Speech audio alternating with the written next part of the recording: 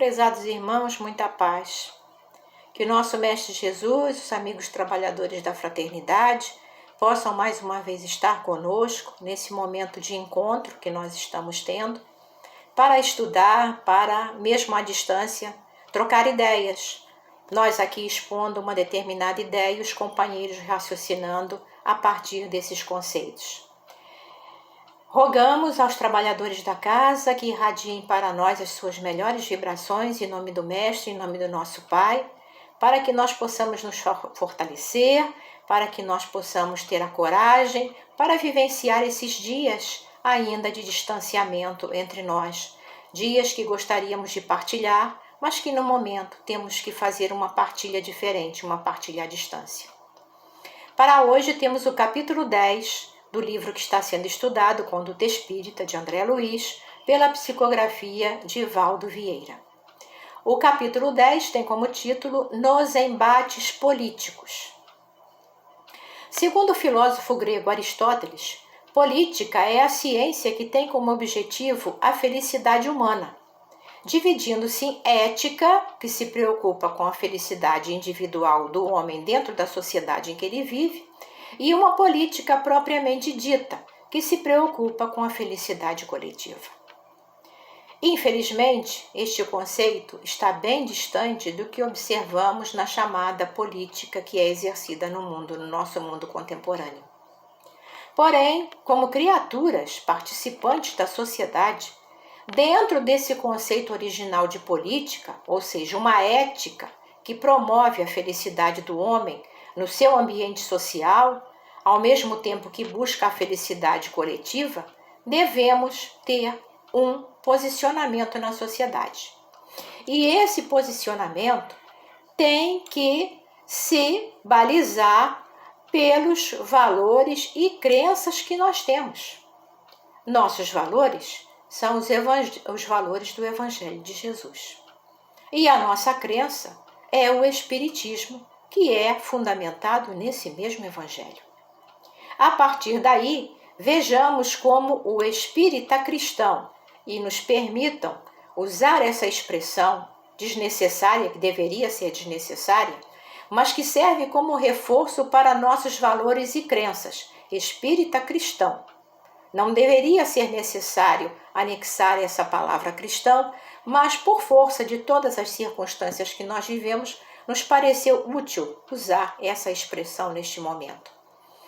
Então, como o espírita cristão deve se comportar na chamada política do mundo, que infelizmente ainda não é essa política no seu verdadeiro sentido, mas é aquela em que o orgulho, a vaidade, a sede de poder transformou esse valor que deveria ser um valor constitutivo da sociedade.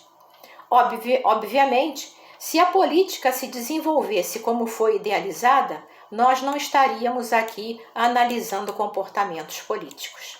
Mas vejamos esse capítulo 10 de Conduta Espírita nos embates políticos. Vejamos as palavras de André Luiz.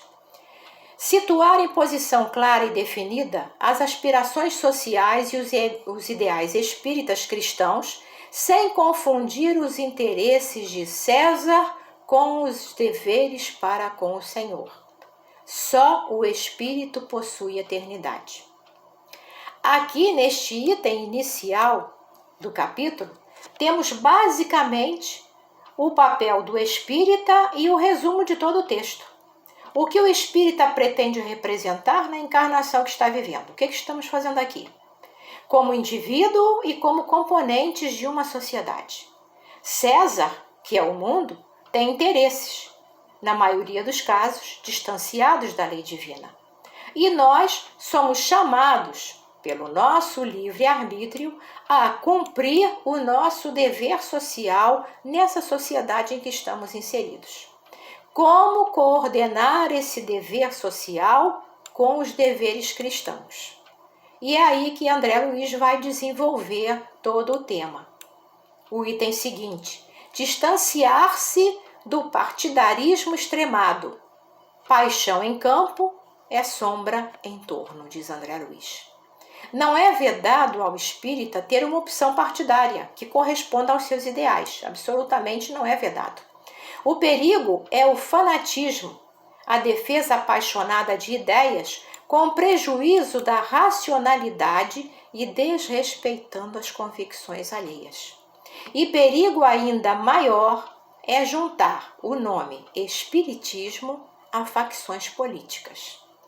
Infelizmente, não sei se é do conhecimento de todos os companheiros, temos hoje no movimento espírita um grupo auto-intitulado Espíritas de Esquerda, o que se contrapõe, obviamente, a espíritas de direita, a espíritas de centro, o que é um claro desvirtuamento de todo o conteúdo da doutrina espírita e reforça a frase de André Luiz neste item, quando ele diz que paixão em campo é sombra em torno. Continua ele: em nenhuma oportunidade transformar a tribuna espírita em palanque de propaganda política, nem mesmo com sutilezas comovedoras em nome da caridade. O despistamento favorece a dominação do mal. Este recado é para os explicadores espíritas. A tribuna espírita tem que respeitar os objetivos da divulgação doutrinária, que são esclarecer e consolar. Nunca divulgar ideias de partidos políticos sob a capa de postulados evangélico-doutrinários, como, por exemplo, falar da lei de igualdade ou de justiça, amor e caridade, inserindo referências que remetam o ouvinte ou o leitor a fazer ponte com programas políticos partidários. É o que André Luiz chama de despistamento que favorece o mal. E continua ele: cumprir os deveres de cidadão e eleitor, escolhendo os candidatos aos postos eletivos segundo os ditames da própria consciência, sem, contudo, enlear-se nas malhas do fanatismo de Grey. O discernimento é o caminho para o acerto. O espírita é um cidadão como qualquer outro e deve manter-se informado das questões políticos, sociais de seu país, de seu estado, de sua cidade, não apenas em época de eleições, mas de forma constante, para que, no momento próprio, possa escolher as pessoas que lhe pareçam as mais acertadas para os postos a que se candidatam. Não deve o espírita alienar-se da realidade em nome de princípios religiosos, porque a lei de sociedade nos pede a vivência no mundo, a convivência com todos os fatores que o mundo nos propõe. A alienação, ela é tão mais perigosa do que o fanatismo. Continua André Luiz: repelir acordos políticos com o empenho da consciência individual repelir acordos políticos que, com o empenho da consciência individual, pretextem defender os princípios doutrinários ou aliciar prestígio social para a doutrina em troca de votos ou solidariedade a partidos e candidatos. O espiritismo não pactua com interesses puramente terrenos. A doutrina espírita não precisa do aval da política e não pode associar seus princípios doutrinários a partidos ou pessoas com projeção partidária. Como diz André Luiz, o espiritismo não pactua com interesses terrenos. Os interesses da doutrina espírita são interesses puramente espirituais. Continua ele: não comerciar com o voto dos companheiros de ideal sobre quem sua palavra ou cooperação possam exercer alguma influência. A fé nunca será produto de mercado humano. Ainda aqui falamos do direito ao voto. O espírita que tenha poder de influência sobre os demais, seja um médium de projeção, um médium respeitado na casa, seja um escritor, seja um orador, ele não tem o direito de usar a sua projeção, o seu nome, o seu grau de influência para exercer influências sobre companheiros de crença, para votar nesse ou naquele candidato ou para desmerecer qualquer político. Isto seria uma comercialização como outra qualquer. E, infelizmente, nós já vimos o estrago que esses posicionamentos de pessoas de projeção na doutrina fizeram recentemente no nosso movimento espírita. Continua André Luiz. Por nenhum pretexto, condenar aqueles que se acham investidos de responsabilidades administrativas de interesse público, mas sim orar em favor deles a fim de que se desincumbam satisfatoriamente dos compromissos assumidos. Para que o bem se faça, diz ele, é preciso que o auxílio da prece se contraponha ao látego da crítica. Companheiros, nós reconhecemos que esta proposta de André Luiz é bem difícil de realizar-se nos dias de hoje. Por força das circunstâncias, caímos na crítica, que reconhecemos, não constrói.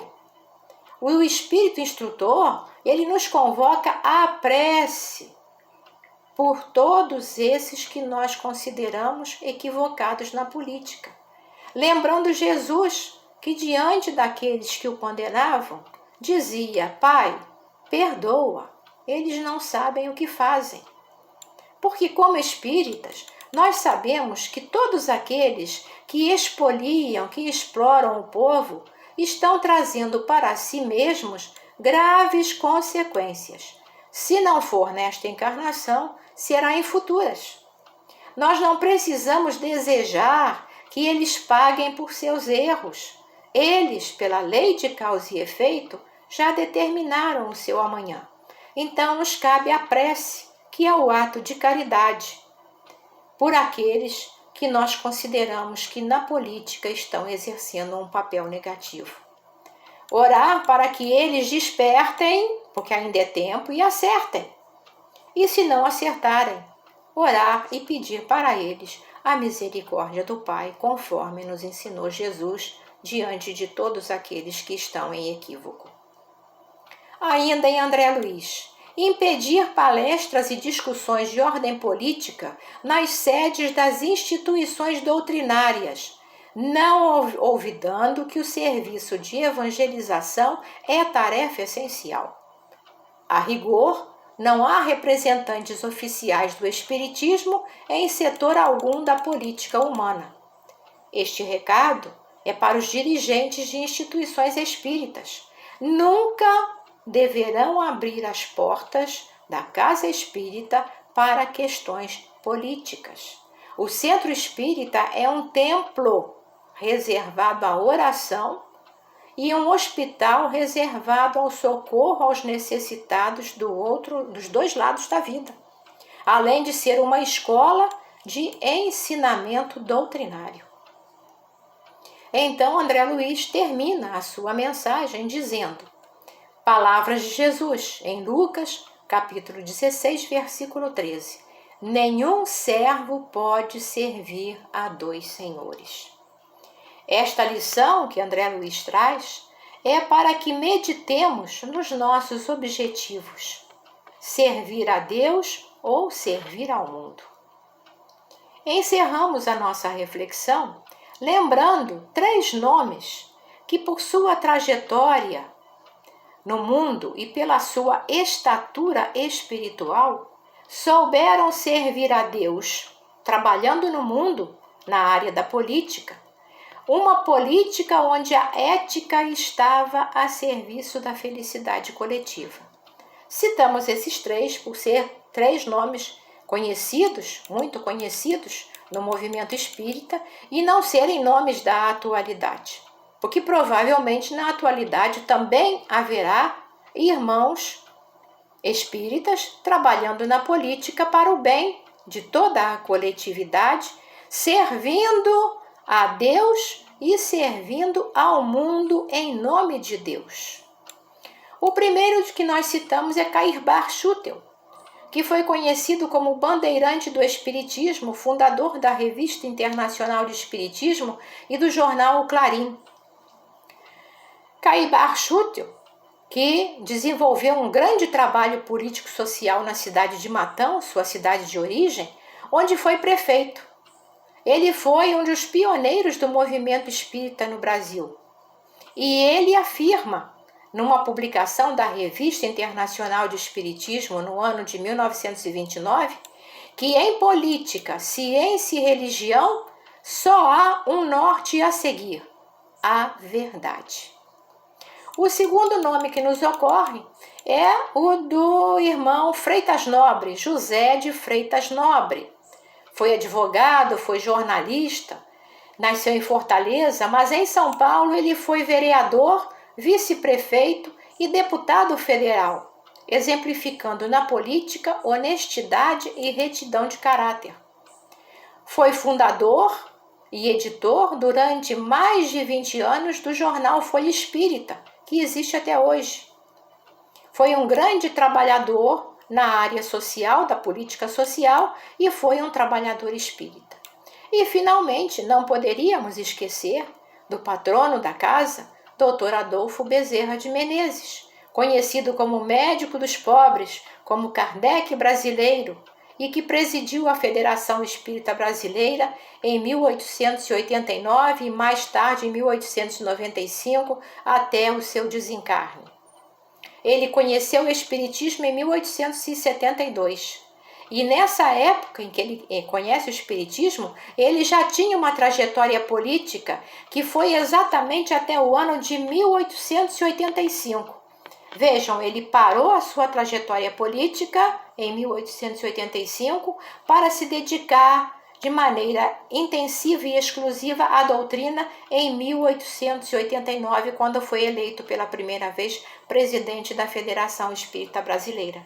Mas, na sua trajetória política, ele foi vereador, presidente da Câmara Municipal da Corte, porque ainda era a Corte, e deputado-geral, tendo sempre agido em favor da justiça e da honestidade.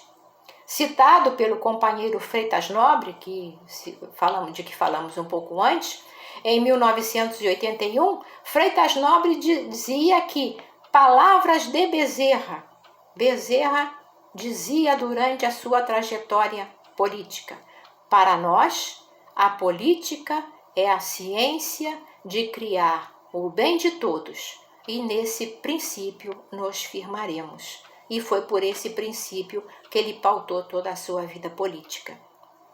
Companheiros, um dia a política será verdadeiramente tudo isso. Um dia nós não precisaremos estar estudando como devemos nos comportar diante das situações que a política do mundo traz, porque sabemos que um dia, e não está muito longe, porque nós estamos entrando num processo de renovação planetária, de transição para um mundo mais evoluído, para um mundo melhor. Então, um dia, a política será realmente a ciência de trazer a felicidade individual e a felicidade coletiva para todas as criaturas. E todos os cidadãos saberão exercer o seu direito político pautado no direito humano, mas principalmente pautado pela lei divina, pelos postulados da lei de Deus, pelos postulados que o Mestre Jesus veio trazer com o seu Evangelho, porque ele veio trazer para nós as normas de comportamento em qualquer situação em que nós nos encontremos. Seja ela uma situação política, seja ela uma situação individual, familiar, enfim, em qualquer setor em que nós estejamos colocados. E é com essa fé e essa crença de que um dia a política será verdadeiramente entendida que nós nos despedimos dos companheiros na noite de hoje, desejando muita paz. Que a paz do Mestre nos envolva a todos. Que nós possamos ter a tranquilidade de coração para enfrentar todas as dificuldades que o mundo ainda está colocando diante de nós. Que mantenhamos a fé segura e firme e procuremos nos manter firmes, seguindo tudo aquilo que o Mestre nos ensinou e todo o esclarecimento que a doutrina veio trazer para o nosso comportamento ético durante a vida. Que a doce paz do Mestre seja sobre todos nós. Fiquem com Deus.